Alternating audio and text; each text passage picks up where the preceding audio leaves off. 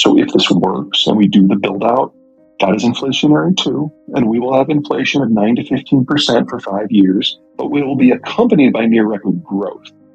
If we fail to do the build out, we get all of the inflation and none of the growth, and it is not over in 5 years. So I'm not too concerned because it's just so obvious, but it should be obvious to the White House press corps as well, and it is not. Longer term, ruling out for the moment the general nuclear exchange, which I see as exceedingly low. I think the biggest long-term threat we will have is what happens when you do have a series of breakdowns around the world that shattered global manufacturing and energy and transport and agriculture. The world that emerges from that is going to be a chaotic, somewhat Darwinian place. And in that sort of environment, our problem is not someone like the United States electing somebody like Donald Trump or Joe Biden. Our problem is when a significant ethnicity or series of countries elect their version of populists. Now, this is how we get the next Joe Stalin. This is how we get the next Mao Zedong or the next Adolf Hitler or the next Pol Pot. I am very concerned about what happens to a world that deglobalizes and the U.S. just doesn't care. I don't have a fix for you here. The United States gets engaged for one of two reasons. We see opportunity or we get scared. There's opportunity here. There's a way for the United States to remake the global condition, to remake the human condition. We've got the capacity, we've got the reach, we just don't have the bandwidth at home. And if we can rebuild that bandwidth, if we can get through this political reshuffling that we're going through right now, then hopefully we can beat the global collapse and come up with a new vision, have a conversation about what we want. But if we fail, massive global degradation is the only way forward here. And people will take advantage of that, and we will not like how they do that. Let me take Canada down a half a notch, and then we'll go into the positives. Canada does have great rocks. Unfortunately, the really good rocks are nowhere near where they're needed. And the problem has always been the capital investment to build the mines and get the stuff out. Now, in a globalized world where you're competing with Australia and Brazil and South Africa, Canada oftentimes didn't do great, and so a lot of Canadian mining companies have had to up and leave to other production zones in other countries. I expect a lot of that to reverse in the world we're going into, because if it's a choice between high production costs or not having the material, that moves the needle.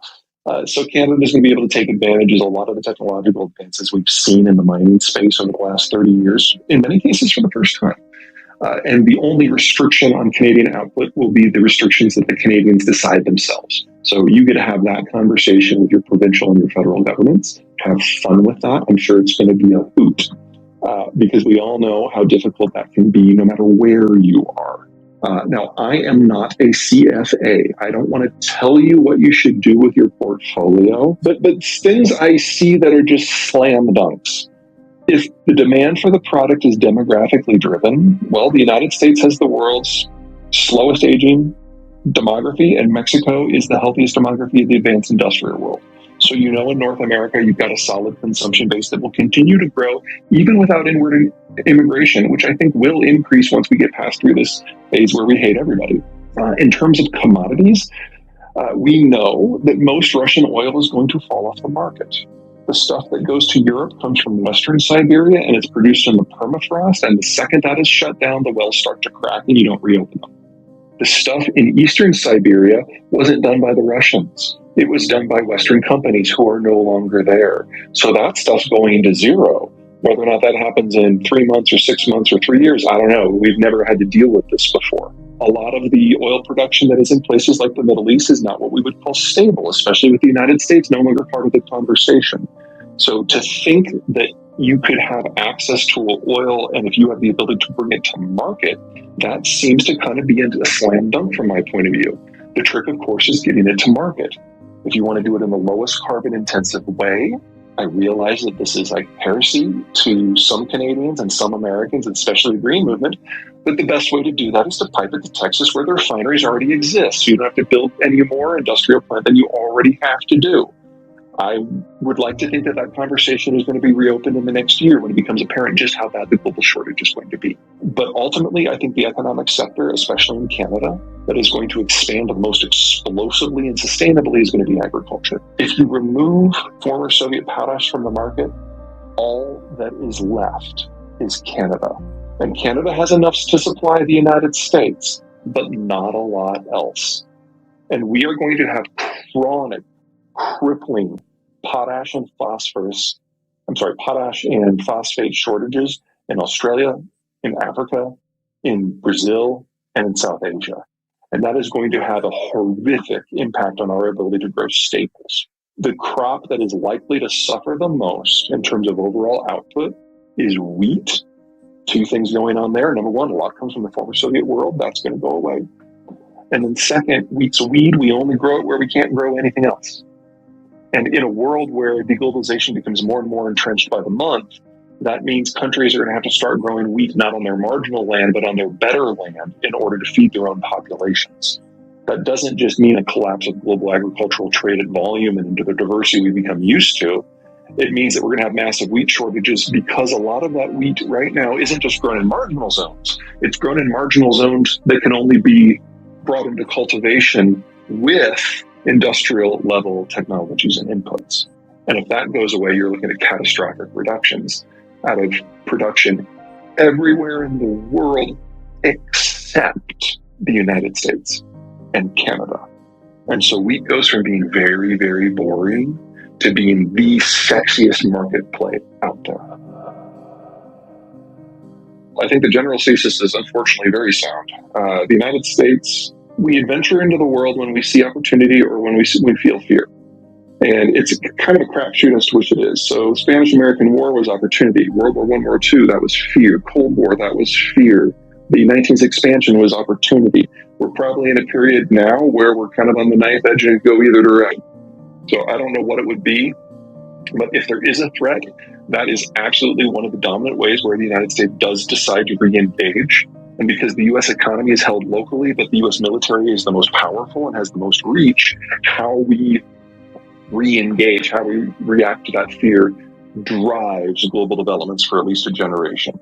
The last time it happened, it was the War on Terror, which turned the Middle East upside down. The Middle East may never recover from the damage that we did as a side effect of our panic attack. So absolutely reasonable concern. Taiwan specifically, I'm not so concerned about. One of the weird things that has happened in China in the last few years is the consolidation of Xi Jinping's cult of personality to the degree that there is now no one left in the country that is capable of acting on independent thought. Everyone has either been intimidated into silence or executed or exiled, and it's just him to the degree that no one wants to bring him news. I think the best example of that happened back in February when we had the Olympics. And Putin was there, and Xi asked Putin to his face if he was planning on invading Ukraine.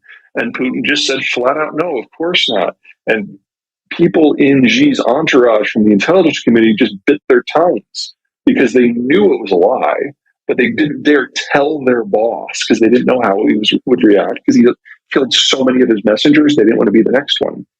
So Xi is not getting basic information about what's going on in the world or even his own country. And we're seeing things like this COVID lockdown policy that are just leading to systemic failures up and down the entire bureaucracy because no one wants to act. They're terrified. And in that sort of environment, this is normally where you'd have a change in plan because the Chinese, who are smart, are looking at Russia and realizing how badly this is going. And when they try to put themselves in the Russians' shoes, they don't like what it looks like. They now know that if they try a war with Taiwan, it would not be quick. It would not be easy. The Taiwanese have been preparing for this war for 70 years, and they have a moat. You can walk from Moscow to Kyiv. So the Chinese would not be able to bring the numbers to bear. They now have severe doubts about the weapon systems that they've copied or bought from the Russians. So everything that they thought from a military point of view is proving to be wrong. 40 years of military planning has gone out the window. And then there's the sanctions and the boycotts. Russia isn't a great economy, but it's a huge exporter of food and energy. China imports that stuff. In fact, they import like 3/4 of their oil and about 3/4 of the components that are necessary for them to grow their food. So if you take a Russia-style sanctions package and put it against Beijing, you have the country deindustrialized in under a year. And then, of course, the boycotts have completely sideswiped them. The idea that people like you or me, just consumers, could have any say over corporate policy is just alien. This is normally where the leadership would take its smart people and its think tanks and its analysts and put them into a back room with some beer and pizza and tell them, don't come out until you have a plan B for me. But Xi has shot all those people. And so China is slamming its head into the wall over and over and over and over. So if a war for Taiwan does happen, it will absolutely be the end of the People's Republic, even if the United States does not get involved directly, because the Chinese cannot sustain their system without American complicity in transport, energy, and agriculture. And I have a stinking suspicion that Chinese war of expansion would end all of that.